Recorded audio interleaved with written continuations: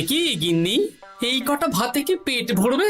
ও যা ভাত আছে না, ওটা বেড়াল ডিগোতে পারবে না। হ্যাঁ, আরে বাবা, আমি আর বেড়াল এক হলো?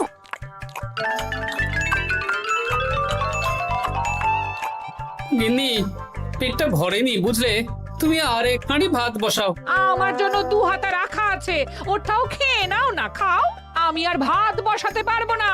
এখন উনুন ধরাও, আঁচ দাও, ভাত বসাও। আহ, আরে তোমারটা তুমি খেয়ে নাও না।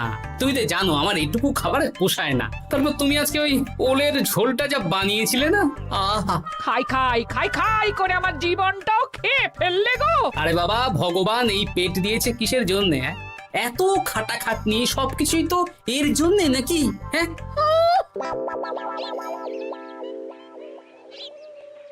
দাদু, অনেকদিন ভূতের গল্প শুনিনি, আজকে আমরা ভূতের গল্প শুনবো। বেশ, শোন তাহলে। আমাদের রাজ্যে আজ থেকে বেশ অনেক বছর আগে একটা খুব পেটুক লোক থাকতো। তোমার মতন পেটুক? বলতে পারিস, কিন্তু ওর গিন্নি ওকে ভালো মতো খেতে দিত না। তাই একদিন না খেয়ে খেয়ে অক্কা পায় আর ভূত হয়ে এদিক সেদিক ঘুরতে থাকে। তারপর কি হলো দাদু? তারপর তো সে এক মজার ব্যাপার।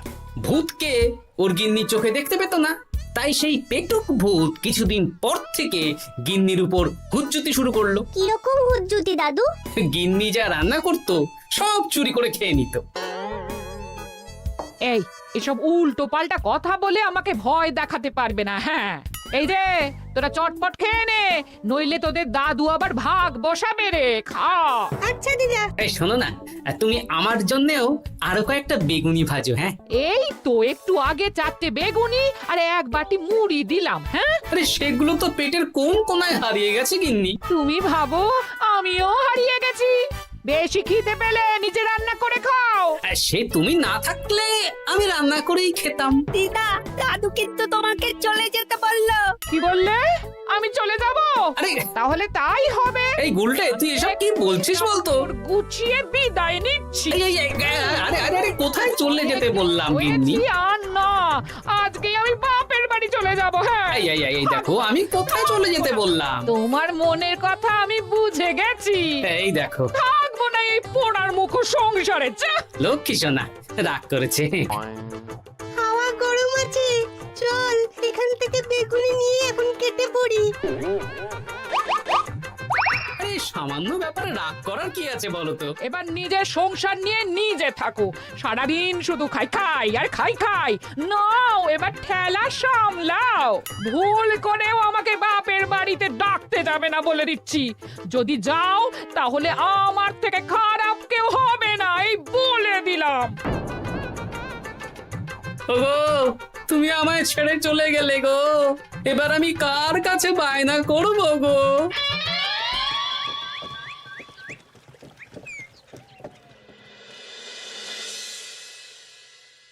কিরে, তুই একা একা?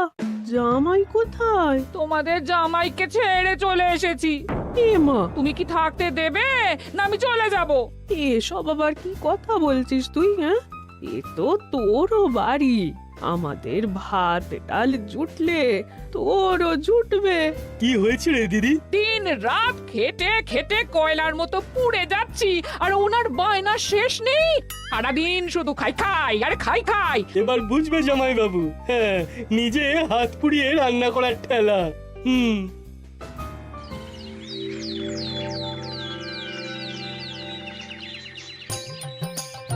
গোপাল দাদা, ও গোপাল দাদা, ও গোপাল দাদা, গোপাল দাদা, এ দরজা খোলো, মহারাজ ডাকছেন। এই রে, অনেক বেলা হয়ে গেল। আরে দরজাটা খোলো। যাচ্ছি যাচ্ছি। আরে আজকে তো গ্রামের সেচ প্রকল্প নিয়ে আলোচনা আছে, মহারাজ তাই তোমাকে ডাকছেন। মুখ হাত ধুয়ে যাচ্ছি।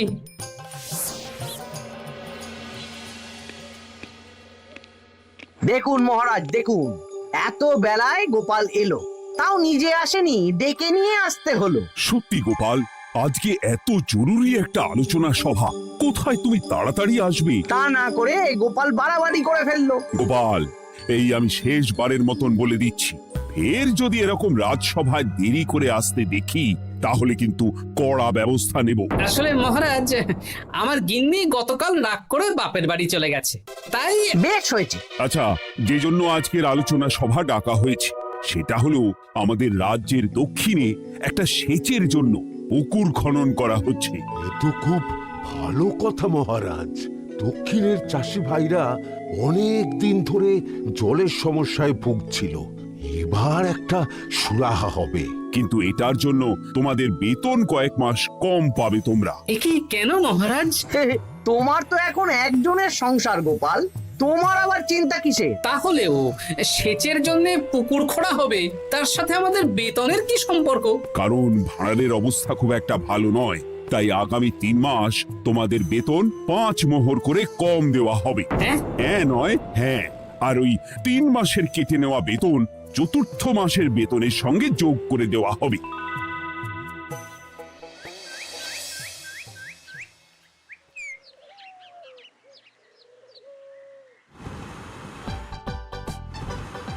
কি দাদু, এ তোমার চোখ মুখের কি অবস্থা?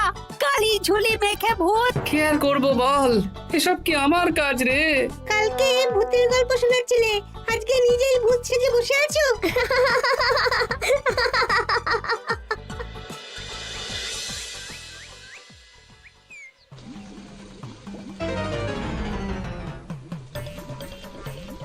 এই রে, ভাতগুলো পড়ে গেছে। দূর দূর দূর, এভাবে হয় নাকি? না, এবার থেকে ভোজনালয় থেকেই খাবার খেতে হবে। একার জন্য কে আবার রান্না করে? দূর দূর। কি গোপাল দাদা, তুমিও আমার মতন ভোজনালয়ে খাচ্ছ? আমার না হয় বাড়িতে রান্না করার কেউ নেই। আমারও নেই, যে ছিল সে ছেড়ে চলে গেছে। ভাই, আর একটু ভাত দেবে? গোপাল দাদা, ভাত আর হবে না গো, আরো কয়েকজন দৈনিক খদ্দের আসবে, তাদের জন্য রেখে দিয়েছি। তাহলে কি আর করা যাবে? একটু একটু ওই তরকারি একটা শাল পাতায় মুড়ে দে, বাড়িতে গিয়ে মুড়ি দিয়ে খাবো। আচ্ছা, তা দিচ্ছি। তুমি খাওয়া হয়ে গেলে হাত মুখ ধুয়ে নাও। আচ্ছা গোপাল দাদা, গিন্নিমা চলিয়ে গেল কেন? সে তোর গিন্নিমাকে গিয়ে জিজ্ঞেস কর। সে তো জিজ্ঞেস করতেই হবে, তোমার মতো একটা ভালো মানুষকে ছেড়ে চলিয়ে গেছে।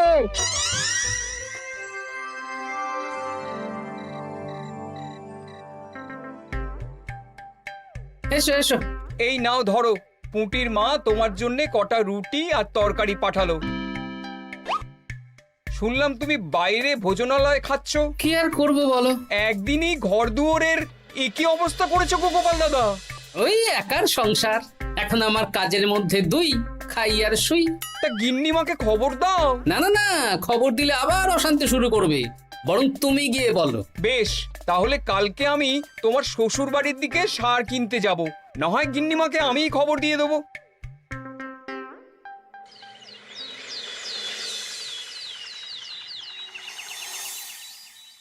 বাড়ি ঘর গোছালো, তাতে আমি কি করতে পারি? এখন আমি আর ওই বাড়িতে থাকি না। হ্যাঁ, শুধু তাই না, গোপাল দাদা বাইরে ভোজনালয়ে তেল মশলা দেওয়া উল্টো পাল্টা খাবার খাচ্ছে গো। থাক, আমাকে এসব কথা শোনাতে আসবে না পুটির বাবা। আমার খাটতে খাটতে জীবনটা কয়লা হয়ে গেছে, কয়লা। ওনার বায়নার শেষ নেই। হ্যাঁ, বুঝলে গোপাল দাদা, আমি গিন্নিমাকে অনেক করে বোঝালাম, কিন্তু কিছুতেই কোনো কথা শুনলো না। বেশ, শুনতে হবে না। এরকম বললে হয় নাকি? চারিদিকে ঘর দুয়ার অগোছালো, খাবারের থালা বাসন এদিক ওদিক ছড়িয়ে ছিটিয়ে আছে। ওরে বাবারে, ইঁদুরেও আস্তানা করেছে। যা হচ্ছে হোক।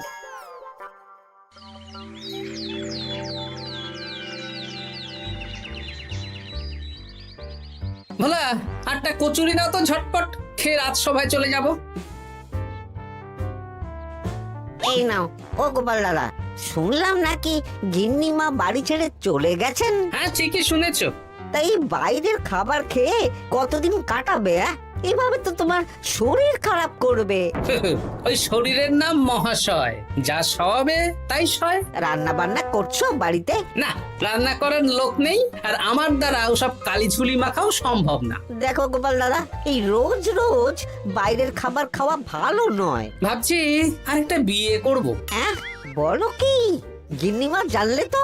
জানলে জানুক, ও তো এখন আর আমার কেউ নয়। গোপাল দাদা আরেকটা বিয়ে করবে?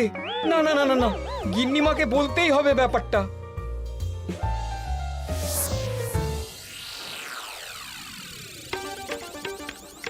গিন্নিমা, তুমি আবার এসেছো পুটির বাবা। সর্বনাশ হয়ে গেছে।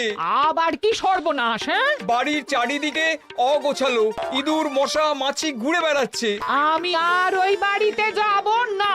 গোপাল দাদাও সেই ব্যবস্থাই পাকাপাকি করতে চলেছে, আরেকটা বিয়ে করবে। কি বললে? জল জ্যান্ত বউ থাকতে আরেকটা বিয়ে? হ্যাঁ, আমি আজকেই যাব। ওর একদিন কি আমার একদিন? হ্যাঁ, আমি আজকেই যাব। এই দিদি, এক মুহূর্তে এরকম বদলে গেলি কেন? আবার আবার তো জামাইবাবু তোকে কাটাবে। তা বলে তোর জামাই বাবুটাই অন্য কারোর হয়ে যাবে? হ্যাঁ, আমি বেঁচে থাকতে আমি হতে দেব না। তাহলে দিদি আমিও যাব। ওই জামাইবাবু অতিরিক্ত খায়, জামাইবাবুর খাওয়া বন্ধ করতে হবে, বুঝলি? ঠিক আছে, চল তাহলে চল। ঠিক আছে, চলুন তাহলে। হ্যাঁ হ্যাঁ, তাই চলো। বুঝলি দিদি, আমার মাথায় একটা মতলব এসেছে। হ্যাঁ। কি মতলব শুনি?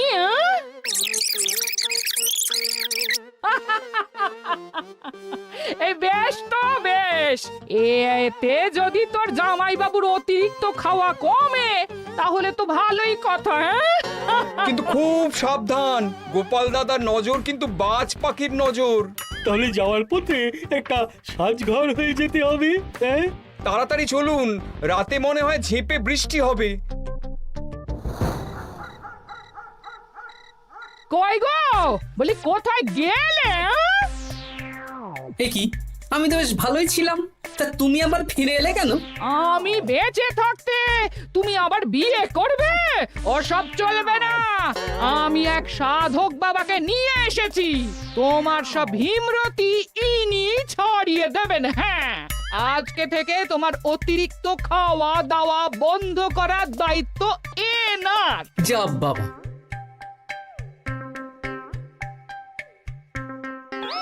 কি করেছো গো? হ্যাঁ, ঘর দুয়ার তো পুরো শ্মশান হয়ে গেছে গো। এখন আবার তোমার ঘর তুমি পরিষ্কার করো। সে করছি, তুমি যাও বাজার করে নিয়ে এসো।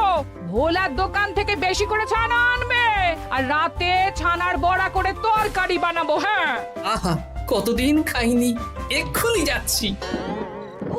তাড়াতাড়ি যাও, তাড়াতাড়ি যাও, মেঘ ডাকছে, রাতে বৃষ্টি হবে। আমি এই ঘর গুছিয়ে রান্না বসাচ্ছি গো। বলো কি গোপাল দাদা, গিন্নিমা ফিরে এসেছেন? হ্যাঁ, সকালে তোমার দোকানে বলেছিলাম না বিয়ে করব, সেটা নিশ্চয়ই কেউ শুনে গিন্নির কানে দিয়েছে। ব্যাস, ঘরের বউ ঘরে চলে এলো। সকালে যখন তোমাকে আমি ওই কচুরি দিচ্ছিলাম, তখন তো ওই পুঁটির বাবাকে দোকানের সামনে দিয়ে হেঁটে যেতে দেখেছিলাম। তাহলে পুঁটির বাবাই খবর দিয়েছে, ভালোই হয়েছে। যাই হোক, আমাকে ওই 500 গ্রাম মতো ছানা দাও তো, গিন্নি ছানার বড়া দিয়ে তরকারি করবে। ভালো তো, ভালো তো, তোমরা ওই কর্তা গিন্নি একসাথে খাবে। আবার কোন সাধককে নিয়ে এসেছে যে আবার খাবার খাওয়া নিয়ন্ত্রণ করবে? দেখো কি করে তোমাকে সামলায়। এই নাও।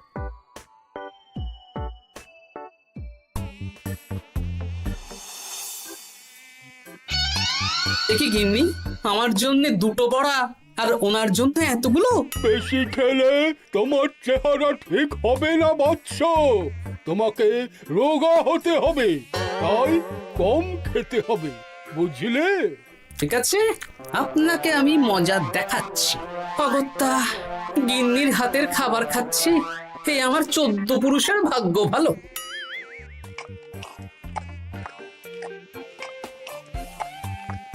বাবা, আপনাকে আরেকটু তরকারি দিই বাবা? দে মা, দে। আমাকে দাও। একদম না, বলেছি না তোকে রোগা হতে হবে। হ্যাঁ, কি মশা রে তোদের বাড়িতে।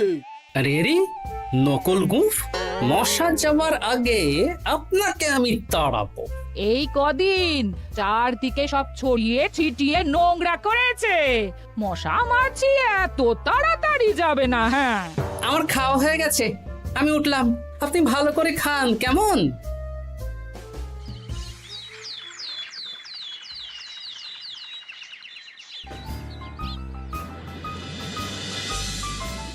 বিজ্ঞানী, আরে গোপাল যে, কি ব্যাপার?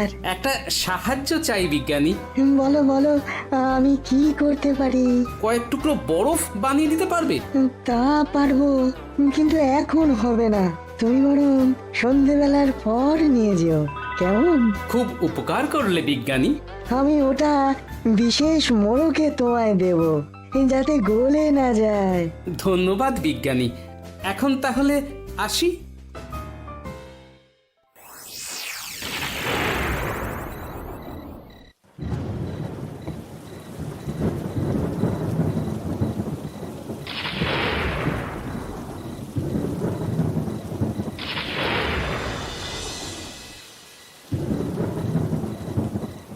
ভালো করেছিস বাবা, যা মশার উৎপাত, মশারি ছাড়া ঘুমোনো যাবে না। কথায় আছে সেবাই পরম ধর্ম, তাই একটু ধর্মকর্ম করছি আর কি।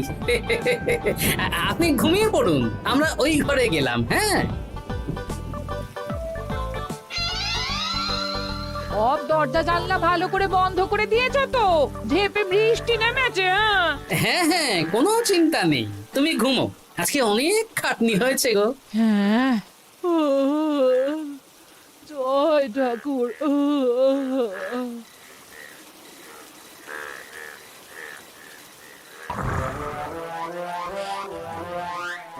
এই তো গিন্নিও ঘুমিয়েছে, এবার আসল কাজ শুরু হবে।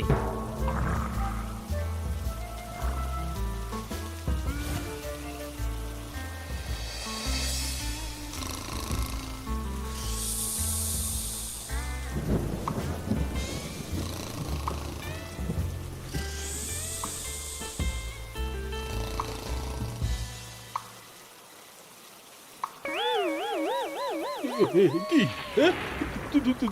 জল পড়ছে কেন? চাল ফুটো হয়ে গেল নাকি? এত রাতে দিদিকে ডাকা ঠিক হবে না। আরে আরে কি মুশকিল, এখনই জল পড়ছে। আরে দূর দূর।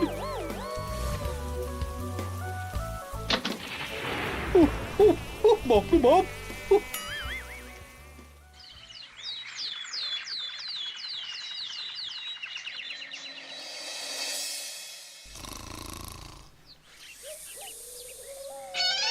সুপ্রভাত। প্রভাত আর শু নেই। কেন? সারা রাত প্রথমে ভিজেছি, তারপরে মশার কামড় খেয়েছি। ভিজেছেন কেন? আচ্ছা, এ কি? আচ্ছা। রাতে চাল ফুটো হয়ে জল পড়ছিল। আচ্ছা, খুব ঠান্ডা লেগেছে। একটু একটু মধু আর তুলসী পাতা দে, একটু খাই। এই দিচ্ছি বাবা। এ হতেই পারে না, কদিন আগেই তো চাল সারিয়েছি। ঘরের মধ্যে তাহলে জল এলো কি করে? ঠিক যেভাবে আপনার নাকের নিচে নকল গোঁফ এসেছে শ্যালক বাবু, ঠিক সেইভাবেই। এই রে, হয়ে গেল। দাড়িটাও তো নকল। না মানে আমি বুঝিয়ে বলছি গোপাল, তুমি তো একটু বেশি করে খাও, তাই আমি ভেবেছিলাম ওই তোমার যাতে খাওয়াটা একটু কমে, তাহলে আমার দিদির খাটনিটা একটু কমবে। খাটনি কমাতে তো আপনি আসেননি, উল্টে আপনি নিজে ছলে বলে খাচ্ছিলেন। অতিথি হিসেবে এলে নিশ্চয়ই খাওয়াতাম, কিন্তু এটা আপনি ঠিক করেননি। ওগো, ও তো আমার ভালোর জন্যই করেছে। তুমি আমার বিবাহিত স্ত্রী, ও এখন তৃতীয় ব্যক্তি, তুমি ওর কথা কেন শুনবে? হ্যাঁ, প্রথমে বাচ্চাগুলো মস্করা করলো, সেই শুনে তুমি চলে গেলে। হ্যাঁ, ওরা তৃতীয় ব্যক্তি, ওদের কথায় কান দিলে। তারপর পুঁটির বাবার কথা শুনে বিশ্বাস করলে আমি সত্যিই বিয়ে করছি। হ্যাঁ, এই জন্যই তো চলে এলাম। হ্যাঁ, এখানে পুঁটির বাবাও তৃতীয় ব্যক্তি, আর তারপর শ্যালক বাবুর কথায় আমাকে কম খেতে দিচ্ছ, আর উনিও তৃতীয় ব্যক্তি। ইয়ে, না মানে? হ্যাঁ মানে, না মানে কিছু না। যখনই সংসারে স্বামী স্ত্রীর মাঝে তৃতীয় ব্যক্তি প্রবেশ করবে তখনই অশান্তি হবে। নিজেদের সমস্যা আমরা নিজেরাই ঠিক করে নেব। আচ্ছা গো আচ্ছা, ঠিক আছে, আর কোনো বাইরের লোকের কথা শুনবো না। এবার বলো তো, ছাদ থেকে জল পড়ার ব্যাপারটা কি? ওটা তো কাল রাতে মশারির উপরে বরফ রেখেছিলাম, আর সারা রাত ধরে বরফের জল শ্যালক বাবুর গায়ে পড়েছে। ছাদ ঠিকই আছে গিন্নি। হ্যাঁ নয় হ্যাঁ, কাল যখন খাবার খাওয়ার সময় দেখলাম আপনার গোঁফ খুলে যাচ্ছিল, আপনি ঠিক করলেন, তখনই একটা সন্দেহ হয়। ওরে ওরে গোপাল, আমি আর তোমাদের কর্তা গিন্নির মাঝে থাকবো না। আমি পালাই, আমি পালাই। ও, ও, ও,